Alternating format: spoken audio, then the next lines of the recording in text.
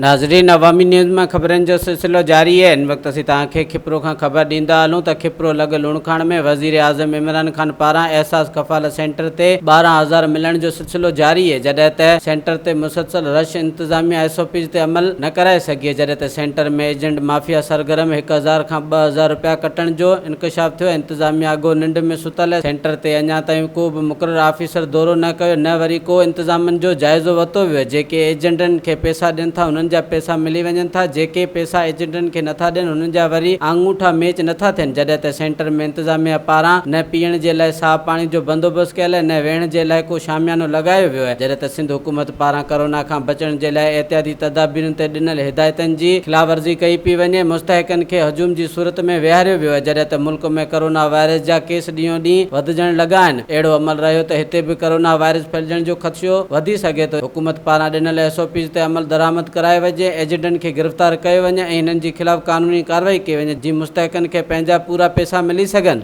बिल्कुल वठनि पिया न माण्हुनि खां, हितां जे माण्हुनि खे हुतां इशारो कयो, पुलिस वारा बि अंदर पिया छॾनि, ॿिया हिते माण्हू हीअं आया आहिनि ग़रीब। असां हिते सुबुह खां ख़ुदा जो कसम अहिड़ो हालत थी वई आहे, हिते जा माण्हू ग़रीब आहिनि, न केरु ॻाल्हाए कोन पियो वञनि।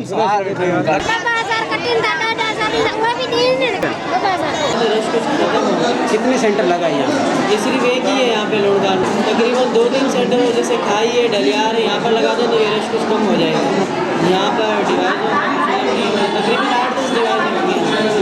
वधिक ख़बरनि ऐं तफ़सील जे लाइ विज़िट कयो असांजी वेबसाइट awamiNewsHD.com ऐं ॾिसंदा रहो अवामी न्यूज़ HD।